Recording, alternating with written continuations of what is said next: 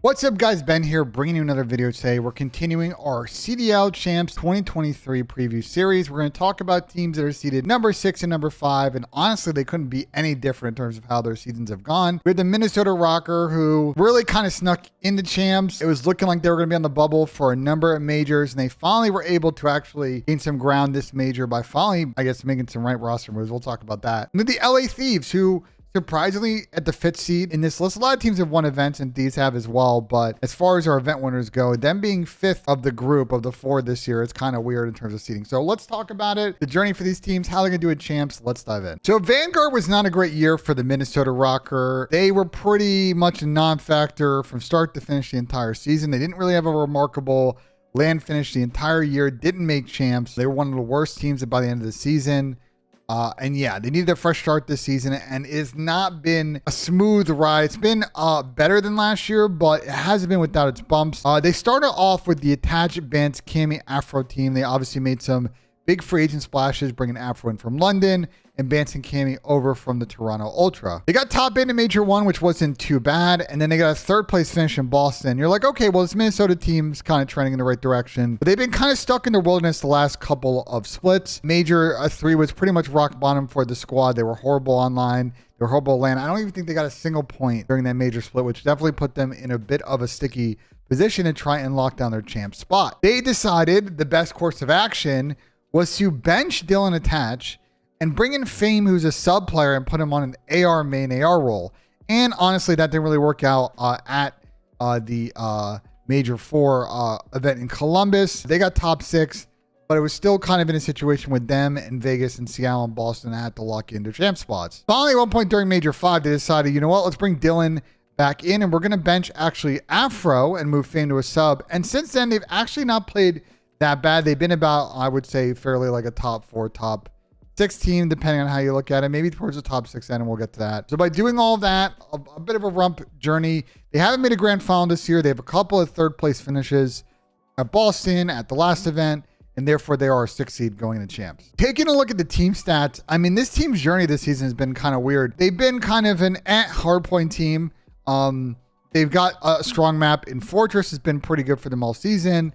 Haven't played a lot of Mercado, because I assume people are just not playing against them or they're banning it. But Hydro, man, that's been a real struggle. Embassy's been a struggle.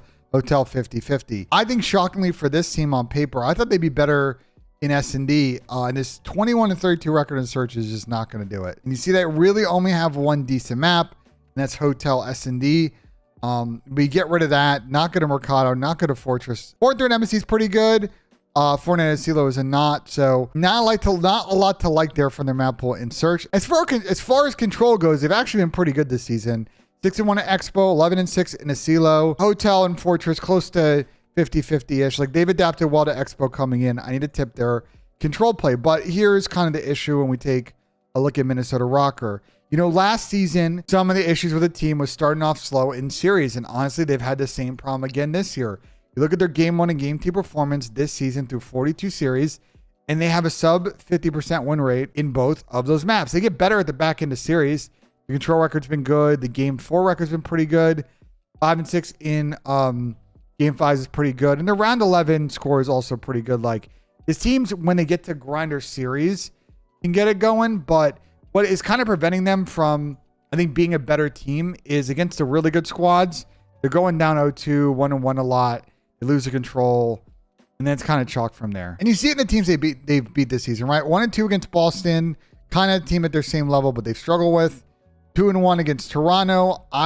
Is interesting to me, but there is a lot of, you know, rivalry there. Ex-players on both teams. There's decent spice. 2-1 against Optic is pretty typical, although we need to kind of remark on a couple of those Optic wins. They haven't really played them a bunch since this new Optic team is formed. They played them in the Major 3 qualifier, and Optic stomped them. But everything where they actually won was during the Major 1 qualifier online first match of the year, and that was the SAE Cheese forfeit series. And then they 3-0'd them at Major 2 with the old Optic team. So just want to kind of clarify that. Really haven't had much success against FaZe, although a couple of these have gone to game 5s.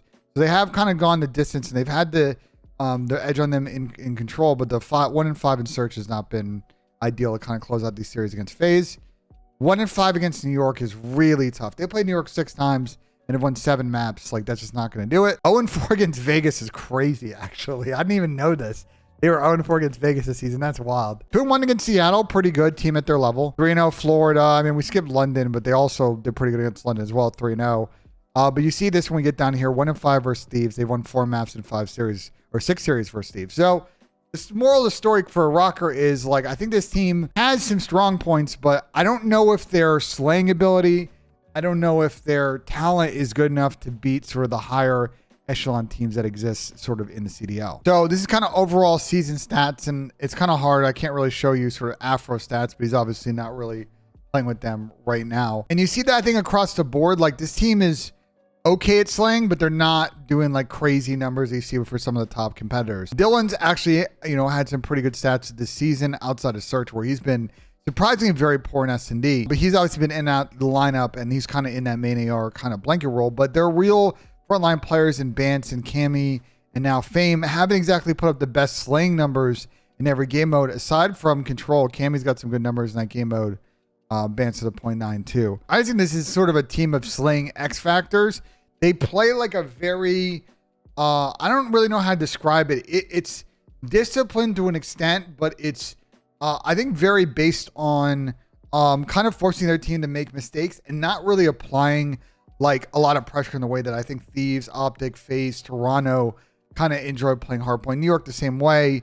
Those are teams that are very aggressive, and they just keep pushing, and applying the pressure. And you got do a lot of work to relieve that. I think ROKKR are a team that try and like front run and control the game in a more disciplined manner. And they're not really like running at you, ego challenging you, like getting kills, going on crazy slaying. And the one player they had on their team that maybe played that way, Afro, is not in the lineup anymore. And I wonder if that's because that play style doesn't really mesh with what they're trying to do. So yeah, not really many kind of major MVP kind of stat performances from anyone on ROKKR this season. I think the person for me going into champs I think has to step up the most is Cammy.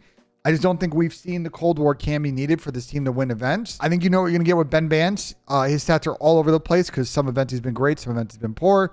Dylan's always going to get his slice of the pie. I think Fame's been solid, but he's not an elite sub player. I think they need their flex player Cammy, or second air, or whatever you want to call it. I think they need him to step up if they're going to go deep at champs. So let's take a look at the bracket, and I'll give you my final thoughts on where I think they'll place. So they face off against New York in the first matchup of winners round 1. And as we discussed, they don't have a great record against New York this season. I think New York's the heavy favorites, but you never know. Maybe it goes to game 5. I just think even then, I feel like New York's S&D ice now. I think they might be able to clutch that up. So ROKKR would go down to the bottom side of elimination round 1, and they would play either Optic or Boston in that matchup. Let's say it's Boston. I think that's probably doable for ROKKR.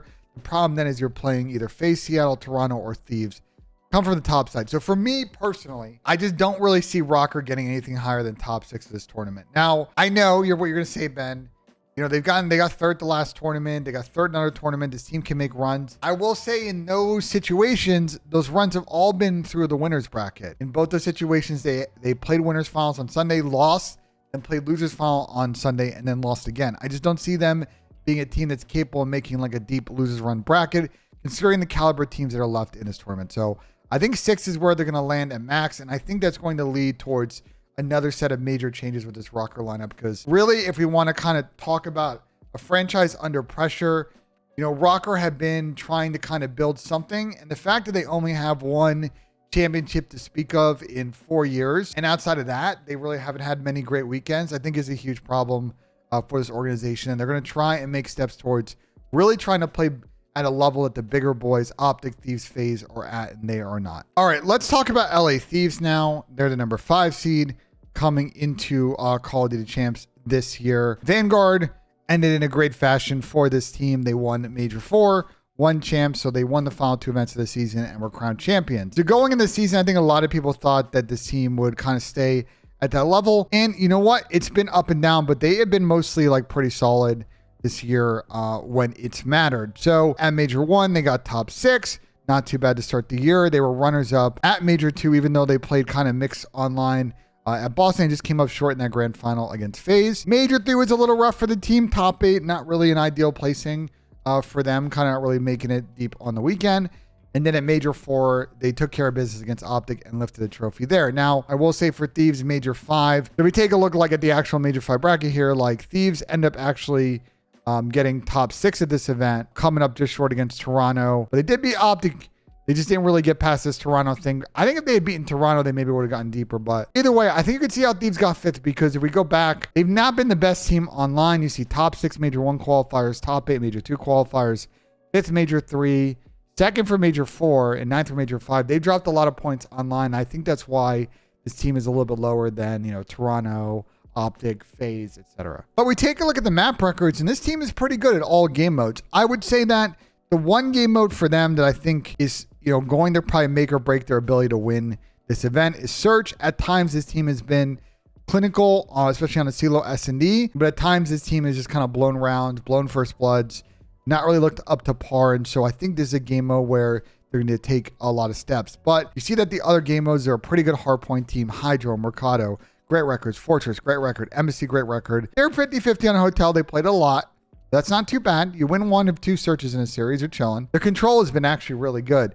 16-7 on a hotel is excellent. 3-4 Expo, okay, maybe an opportunity of a map they need to work on going into champs. But 7-5 on a CeeLo is very, very good. I just want to demonstrate this when it comes to search with this team, because I think it's really clear to my point about like kind of why it's make or break for this team. Like you see with this team, when they've done well, you'll see that they have been above 500 in search, right? So we scroll over to say Major 4, 7-3 in S&D, they were chilling. But Major 5, they've been back to sort of 500 record in search. They're going to need to find some form in that game mode.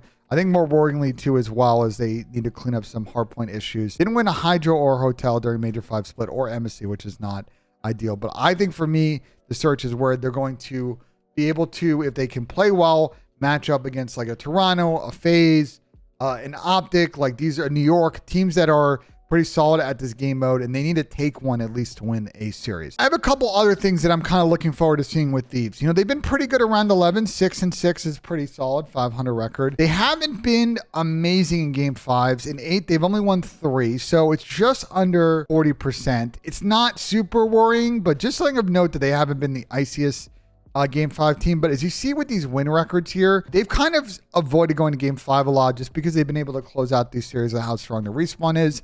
And his team is just so good in the beginning of series. You love to see the 60% win rate map 1, 54 map 2. Like you're giving yourself a good opportunity to start off 2-0 in this series, and with their strong control game, and strong ability if you get there to game 4 to close these things out. And that's why of the 46 series they played this year, they have 13 sweeps. So let's talk about the individual performance for LA Thieves. I think probably their best players this season have probably been their 2 AR players. Draza and Sam at times have been top players in the game, and I think they're both going to be all-star candidates this year when we start talking about that conversation, or we see when the teams get revealed at champs next week. I think like Envoy's had his moments, especially in S&D and control. I just think it's going to be hard with his 0.96 and hardpoint. Just in general, I think with how he's played, for him to really like beat out players like Hydra, BZ, Pred, Shotzi, who maybe have a little bit of a better case. But I think their AR players going to be thereabouts this year as far as the all-star conversation and maybe the edge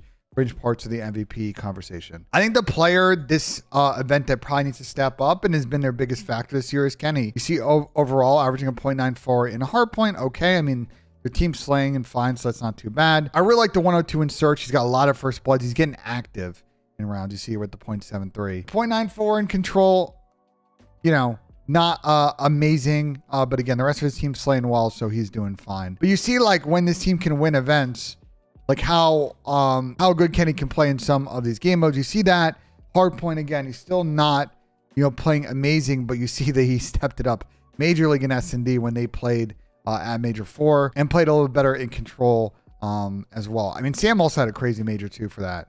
Drives it up 1.5 during that Major as well. That's kind of crazy, but I think Ken's their X factor player. If any person on this team needs to step it up at champs, hasn't brought his 100% game yet, it's Kenny. If they want to go back to back, I think the guys need to bring that form to this event. All right, so let's take a look at their bracket. So they've got Toronto Ultra as their first round matchup. Unfortunately, this season, Thieves haven't had the best of times with Toronto. 5 and 12 overall map record through 5 series, and they've only won 1 of the 5, and they've won 5 maps in total. So do the math there on how many maps they've won on series where they didn't win. So it's not great.